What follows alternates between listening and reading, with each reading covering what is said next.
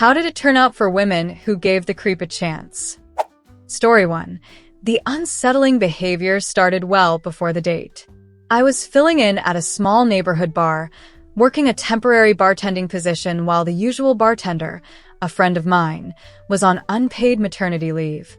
It was a casual place, but there was a lot of discomfort, uncomfortable jokes, and comments. There was one particular incident that stood out. He offered to walk me to my car, but I declined. Yet, when I left that night, I found him lurking in the shadows. It felt like a violation of my personal space. He claimed he was just worried because had seen some shady people outside. Was that his real motive? I wasn't sure. I questioned his intentions, but chose to give him the benefit of the doubt. I talked to my friend about him, and she told me he was the type to be weird but harmless. After getting to know him over the few weeks I worked there, I started thinking he was just socially awkward, not a bad person. The uncomfortable vibe he gave off seemed to stem from his lack of social skills. He needed to work on being less cool or tough with his remarks, as it definitely added to the discomfort. Eventually, I agreed to go on a date with him on my last shift, thinking that if things went badly, he wouldn't know where I worked. I made sure to drive myself and had friends on standby, just in case I needed help. Story 2. I met him while working as a cashier at a small shop downtown. He wasn't my type and seemed a little off, but I was young and inexperienced when it came to dating. I agreed to grab coffee with him as friends and made it clear there was no romantic interest. He, however, became convinced he was Gatsby and I was his Daisy. The Great Gatsby movie had just been released, and he began obsessively sending me letters and gifts at work, describing how we were destined to be together. When I confronted him and asked him to stop, he had his friends check on me at work. He even started showing up outside when I closed the shop alone. Eventually, I had to quit that job to escape the situation, and it seemed to die down. 7 months later, I got a call from an unknown number. It was him. He had just been released from a short stint in jail and wanted to let me know he thought about me every day and was determined to find me so we could be together. I quickly made up a story that I was traveling abroad for college and would be gone for a long time. I changed my number, and thankfully, I haven't heard from him since. Story 3. Here's one of the rare success stories, not for me, but not as bad as the others.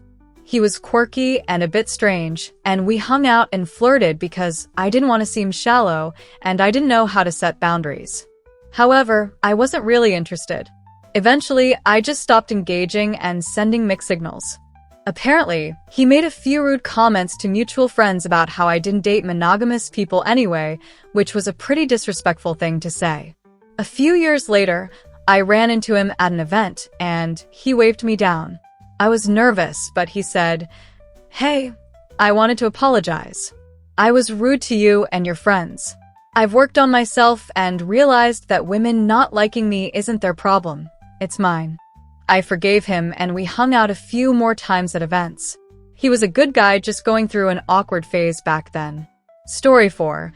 This guy was attractive but way too invested in me without really knowing anything about me. It wasn't like I was an open book or felt a strong connection that would make me want to share a lot with him. It wasn't one of those I feel like I've known this person forever connections. I thought it was just typical dating, but something felt off. He treated me like I had been his girlfriend for months, despite the fact that we'd only been on 3 dates and nothing even remotely intimate had happened. After the 3rd date, I made up my mind. Based on the limited time we spent together, I decided we weren't compatible in the long term and told him so. He then locked me in his car, asked if I wanted to move to California with him, seriously, and started crying, begging me to work things out. I tried to be as kind as I could, but the situation was starting to genuinely scare me. I had no idea how he might react since I barely knew him. I knocked on the dashboard and told him that if he didn't let me out immediately, I was calling for help. He threatened to harm himself if I didn't spend the night at his house, though I had never even been to his place. After what felt like forever, he finally let me out. But he stayed outside my apartment most of the night, calling me nonstop. About a month later, he sent me a long apology text, saying that if I ever changed my mind, I should reach out. I simply thanked him for the apology and wished him well. I hope he's doing better now, but I have no desire to be a part of that situation anymore. Story 5. The guy in the flat across from mine initially seemed like a genuinely nice person. He introduced himself, offered meals when he had cooked too much, just an all-around good guy. But after a few weeks, it became clear that he had issues with alcohol. Having a recovering brother, I sympathized with him and went out of my way to sit with him during his tougher moments. Eventually, I had to call for help during some of his withdrawal episodes. In the UK, this service is free, so I was able to assist him 2 or 3 times a week. One night, after he had another episode, he started inappropriately touching me. I was already on the phone with emergency services, and the dispatcher overheard me telling him to stop. The dispatcher sent the police, and he was taken away.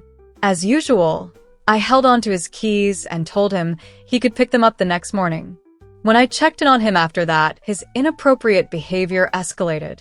And that's when my life started to spiral.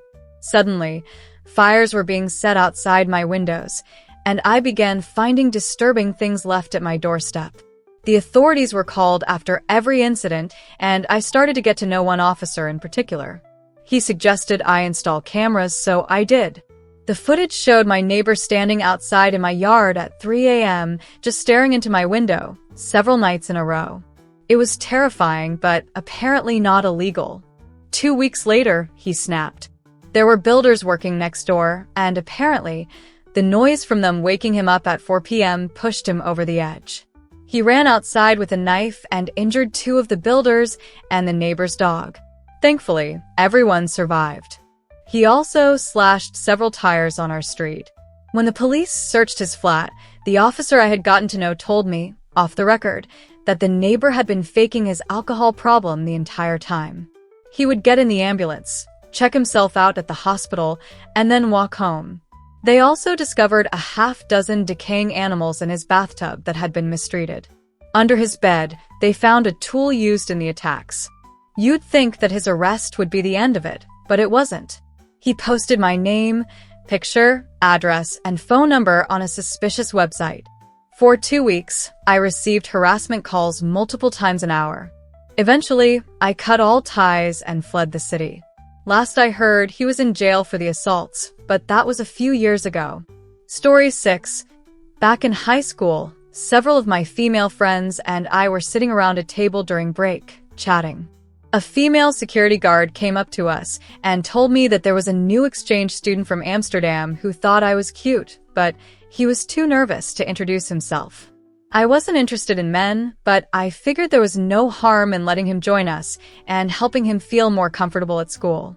He came over, sat down, and started chatting with us. He seemed pretty shy and had a bunch of piercings up each arm that he kept fiddling with, plus several facial piercings. After a while, class let out, and some of my male friends came to join us for lunch. The first male friend sat down and introduced himself, but the new guy didn't respond at all, not even a glance. It was strange. Maybe he was just shy. But then, the same thing happened with the second male friend. By now, it was getting pretty unsettling. We kept trying to include him in the conversation, but he would only respond to the women at the table, completely ignoring the guys. I never spoke to him again after that lunch, and 2 weeks later, he was expelled for pushing a girl against a locker and hurting her so badly she almost passed out. Story 7. A few years ago, I went to a brewery to meet a guy for a first date. The waiter came up to chat and asked if I was expecting anyone. I told him I was on a blind date and hadn't met the guy before. The waiter suggested we set up a code word, just in case. He said if I ordered a milk stout, he'd know something was wrong and would come over under the pretense of signing a receipt. The waiter kept checking on me regularly, and eventually, I did order a milk stout. When the time came to split the bill, my date added his drinks to my tab. When the waiter returned, he told me the drinks were on the house and had been taken care of. My date asked what that was about, and I told him the waiter mentioned there was something wrong with my card, so I had to go to the bar. I waited for a while, then decided to leave for my car. My date stayed behind and made a comment about waiting for a goodbye hug. I told him no thanks, as my car was in the opposite direction. Moments later, I received some awful text messages from him. Story 8. I went on a first date with a guy, and the red flags appeared immediately.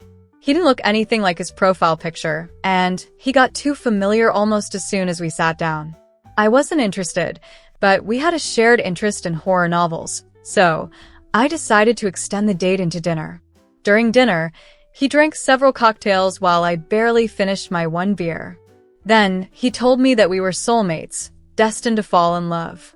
He also mentioned that his ex was going through a tough situation. The next day, at the end of the date, his portion of the bill was much higher than mine due to all his drinks, but he asked me to split it, which I reluctantly did. On top of that, he criticized me for driving to the date, even though it was just a mile from my house. I didn't want to walk in the heat since I was wearing a nice outfit and had twisted my ankle earlier that week. Despite that, he still asked for a ride home, which I reluctantly gave him. Once we got to his place, he refused to get out of the car unless I went inside with him for a drink. I said absolutely not. He begged me to join him on the front porch, but I refused again and told him to get out. He finally did, but the next day, he texted me saying it was the best date he'd ever had and that he couldn't wait to see me again. I declined, and that was the last I saw of him. The lesson learned: I need to trust my gut and say no from the beginning. Story 9. He had terrible hygiene. I was 16, and he was old enough to buy drinks for my friends. He had a friend who was part of some pretend group and threatened me if I ever tried to break up with him. I stayed with him longer than I should have. He would follow me to school on the bus and act strangely in public. I tried to break up with him, and he bought me cartoon-themed jewelry, insisting we were engaged.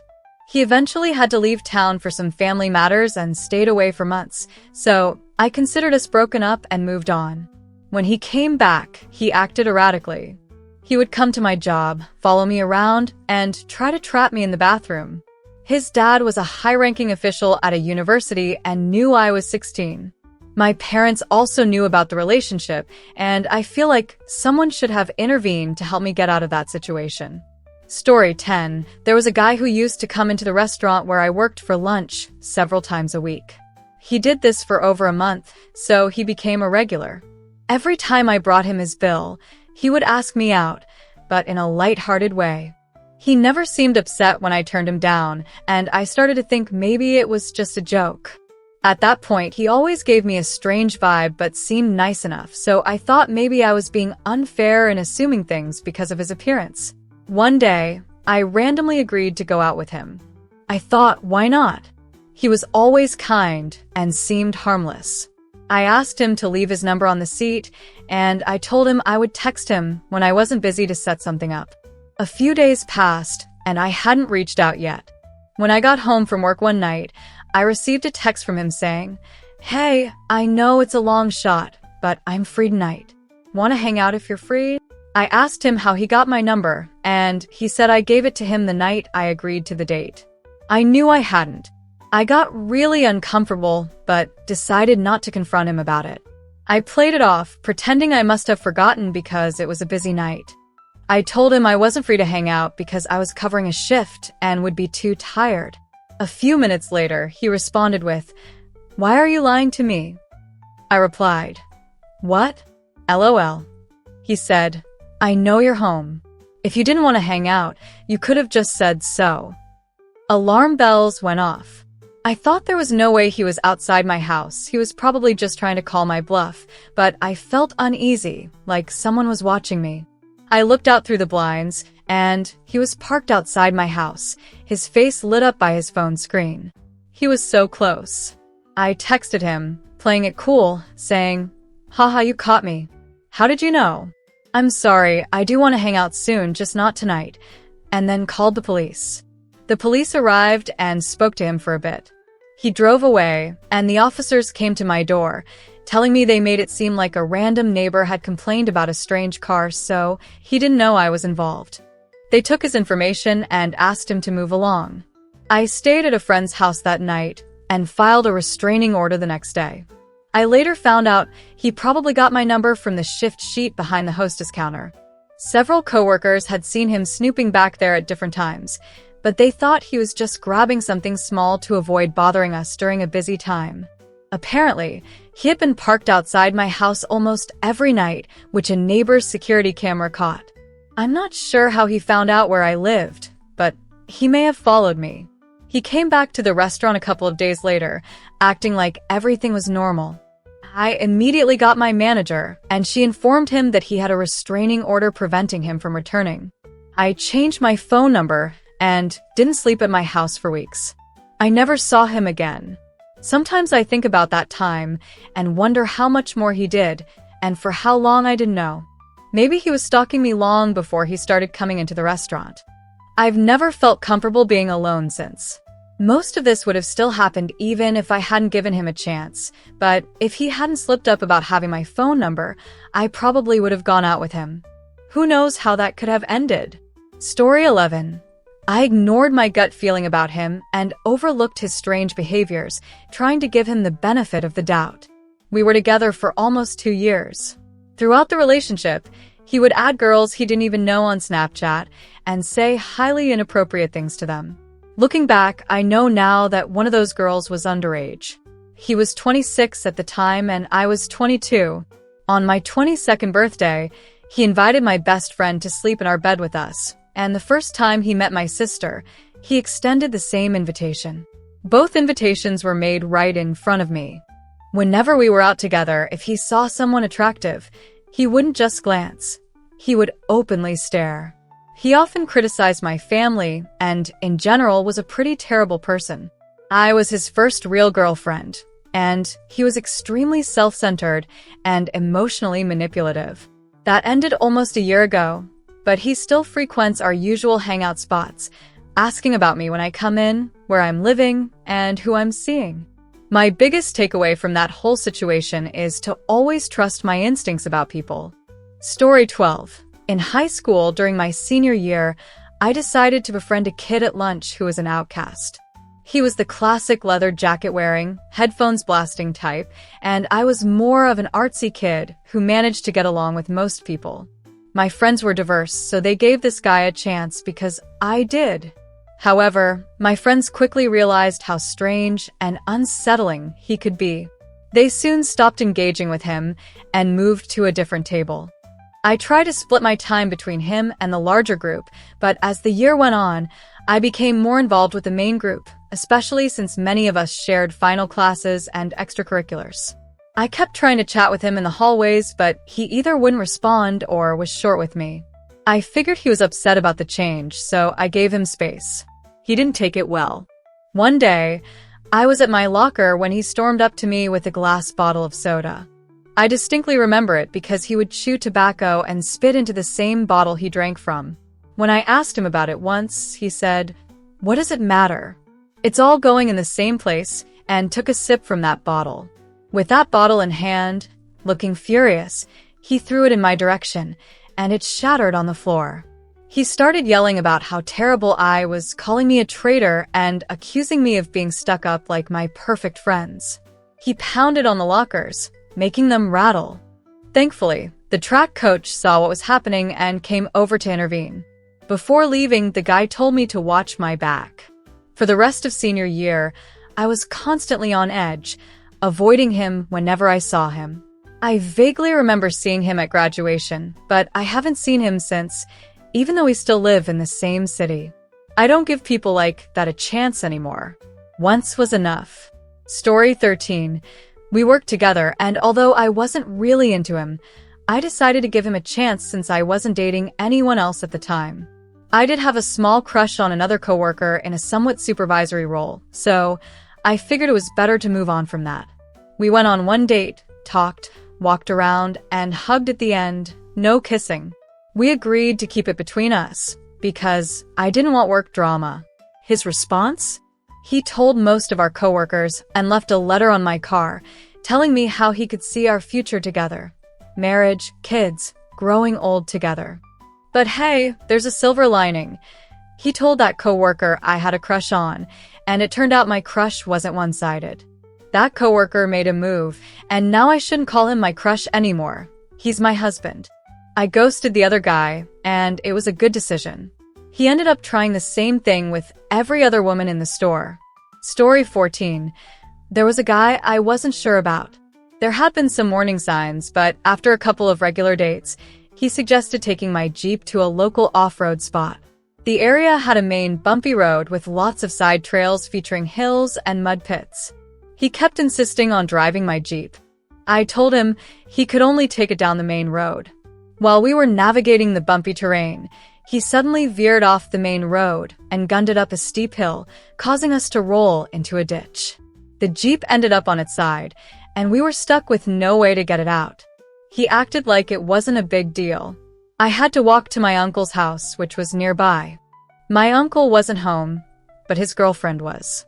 I called a few people, but nobody was available to help. As a last resort, I called a childhood friend, a guy who had a vehicle that could potentially pull the Jeep out. The guy I was with had no ideas besides leaving it there on its side. He threw a fit and made a scene. Meanwhile, my friend helped pull the dents out and fix the Jeep while the other guy stormed off into the distance. Story 15. I was going through a messy divorce, mostly because my ex-husband had drained my bank account for the second time and left me with all the bills for our apartment and insurance. He kept a key to the apartment for months, and every day I would find small things missing. Nothing major, just petty items. One day, after work, I decided to stop by a store to buy something non-essential, and that's when I met my future husband. At first, I thought he was creepy because he overheard a conversation I was having while checking out. I almost bought some candy, but it was overpriced, and I knew I could get the same thing cheaper at a store across the street. Unbeknownst to me, he bought the candy and followed me to the next store.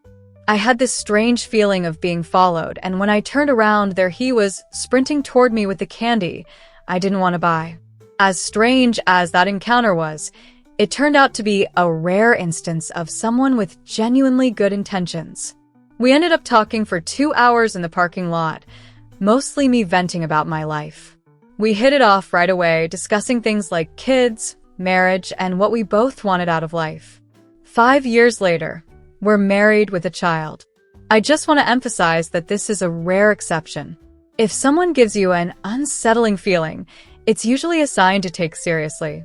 I just got incredibly lucky that this person was kind, caring, and looking for the same kind of family life that I was. Story 16. The most memorable moments were him saying, "I love you," the day we became official, pressuring me into having my first kiss with him, and telling me that his pastor had said I would be the one he married. After the breakup, I thought we could still be friends. However, he seemed to enjoy making me feel bad for moving on. He took me to his junior prom and tried to kiss me afterward, even though I just wanted to get in the car and go home. He got jealous of a guy who came to see me graduate from high school because that friend was the main person I wanted to talk to. I hadn't seen him in years. Every gift or favor always felt like it came with an expectation, like he was trying to win me back. Nothing ever felt genuine. He even kept trying after I went to college. The last time was when he visited me, brought a book for my birthday, and got upset when I told him I was seeing someone else.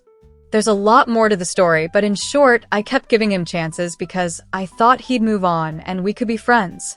Instead, I ended up emotionally scarred. Even though I now live across the country, I still worry that he might somehow pop back into my life. Story 20. He was the drinks waiter at a restaurant I'd been going to with my family for special occasions since I was 16. On my 21st birthday, my flatmate, who was a little tipsy, gave him my number. We went on a date and met at my apartment complex. He bought flowers and chocolates for both me and my flatmate as a thank you. So now, he knew where I lived. This will matter later. A week after my birthday, we went on our date. He told me to order whatever I wanted. I ordered a pizza for us to share, but it had something on it he couldn't eat due to religious beliefs. I felt awkward, but he could have mentioned that earlier when I was choosing. Anyway, I ended up eating the whole pizza, since he couldn't. Then, he insisted on ordering dessert. I was so full and said I couldn't, but he kept pushing, and I finally gave in. The restaurant brought out a dessert with a candle, singing happy birthday. It was sweet, but our conversation felt a bit forced. After the date, he walked me back to my apartment complex. We said goodnight with a hug and a kiss on the cheek. 10 minutes later, I heard a knock on my door. It was him. He said he'd forgotten something and stared into my apartment. Then he looked me in the eye and said, "It's you." He pushed me up against the door and tried to kiss me, then said, "I love you." This was our first date. I managed to say, "Big words, you should go." He left. The next night, I was sitting on my balcony when the buzzer rang. I looked down and it was him drunk. He apologized for proposing but said we'd known each other for so long, and he had been waiting for this day since we first met. I told him he was drunk and needed to leave. I texted him, making it clear I wasn't interested, but he kept showing up at my apartment complex drunk despite me telling him repeatedly to stop.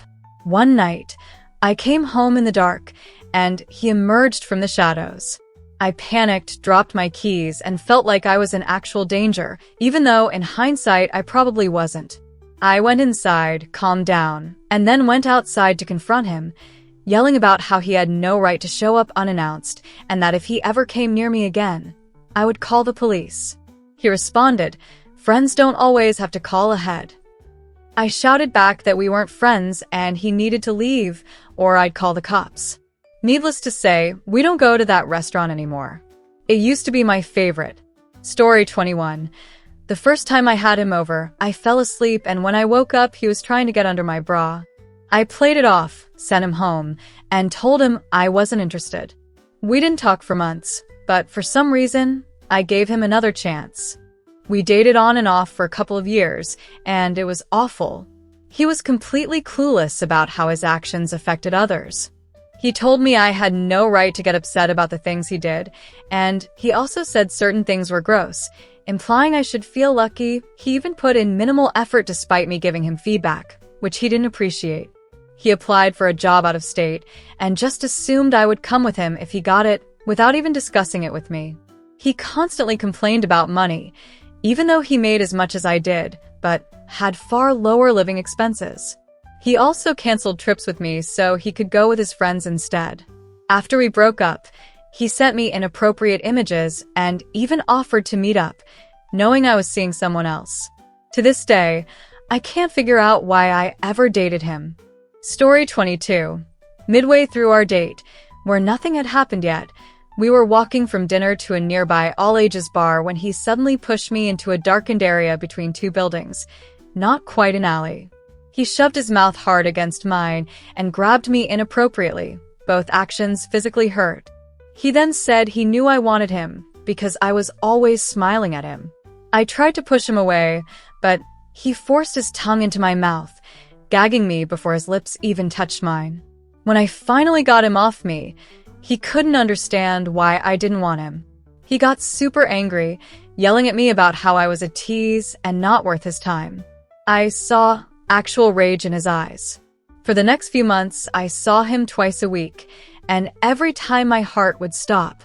I gave him a wide berth because I had no idea what he was capable of. He hurt me in just 30 seconds, not even realizing how bad it was. I couldn't imagine what he would do if he ever thought I deserved worse. Thankfully, nothing more happened, but it took me a long time to stop being afraid. Even after I stopped seeing him around, it was a scary experience for a naive teenager, and it took me about a year before I was ready to date again. Story 23. She was a freshman, and I was a year ahead. She was so amazing in every way, beautiful, talented, smart, that I instantly developed a huge crush on her. But I was shy and awkward, so I knew my chances were close to zero. I kept my feelings to myself and would occasionally check out her social media and attend events where she performed, but she had no idea I existed. One day, I decided to contact her anonymously. I set up a fake account and started chatting with her. We talked about shows, books, and poetry, and I wished her luck for her upcoming exams. She was surprised and asked how I knew about her exams. I told her I went to the same university and then ended the conversation. I felt guilty for approaching her this way and didn't reveal my identity. A few weeks later, I was checking her social media again and saw a post where she referred to me as her secret admirer. I felt excited, thinking there might be a chance, so I finally decided to confess my feelings with my real profile. I got turned down. She gave me a reason that felt like an excuse, and her words hurt. I thought she liked me as an anonymous guy, but not when she knew who I really was. It crushed me, but I decided to move on. The next 2 years were incredibly painful. Every time I saw her or her friends on campus, I felt like I was dying inside. I deleted my social media to avoid stalking her and focused on improving myself. I quit gaming, cut out bad habits, and tried to be a better person. During my last days at university, a piece I had written for a blog gained some attention, and she was one of the people who reached out to compliment it. We started talking again, and she confessed that she had feelings for me. She even brought up how I had a crush on her back then. I reminded her that she had turned me down, and she responded, "Yeah, but it's not like you kept trying or anything." That's when I realized she was just a person like everyone else. I had spent too long putting her on a pedestal. Looking back, I'm glad I didn't get the chance to date her. That experience changed my outlook on life. Now, I focus on loving myself first and doing what makes me happy. Story 24. The guy was really good looking, and I didn't realize he was a creep at first. We worked together, and I had heard stories about him, but I dismissed them, thinking the girl was exaggerating. I was also on the rebound. It didn't take long to see the truth. He had serious psychological issues. There were moments when I genuinely feared what could happen, but he was so charming that I questioned myself. He was paranoid and often accused me of lying to him or having crushes on other guys. He'd yell at me over nothing, even in public. Once, a coworker asked what I did to make him so mad. He would take me to secluded places where we were completely alone, which felt unsettling. While he never physically hurt me, the emotional toll was enormous. He was a master at gaslighting and emotional manipulation. I'm grateful we stopped talking, and I'll never put myself in that kind of situation again.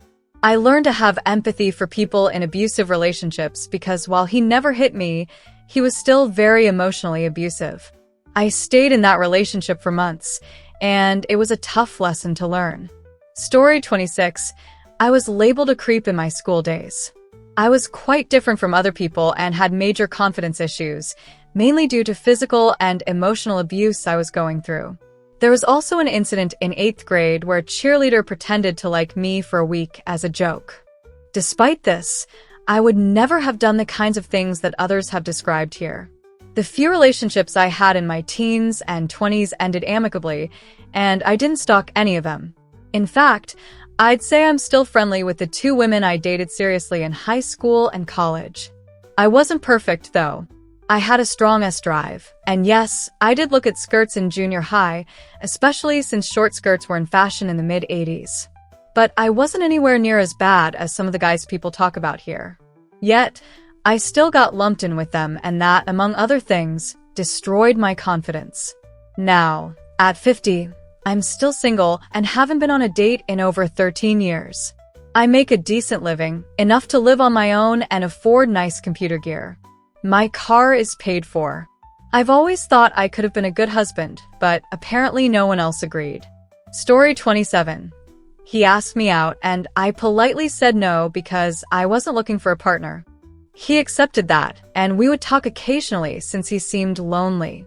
Most of our conversations revolved around horses, a shared interest, and I avoided any personal or relationship talk. Sometimes he said things that were really inappropriate, but I brushed it off as social awkwardness. A couple of months later, he came into the pub with a friend who was extremely obnoxious. His friend made loud jokes about date-related violence, which made me very uncomfortable. I kept telling him to stop, but he wouldn't listen. I went to the washroom and told him that if he didn't get it out of his system, I'd sit with other friends. He eventually stopped, but things got weird after that. The guy told my friends that I wasn't feeling well and that he'd take care of me. Everything after that is blurry, and I won't go into the details. Let's just say I was harmed physically. At one point, I felt like my body wasn't under my control. I heard a crack in my spine and blacked out. The police didn't take any action. The incident left me with a severe back injury. My L45 vertebrae were damaged, and I now walk with a cane. I can't ride horses or do many of the activities I used to love. I don't feel safe anymore.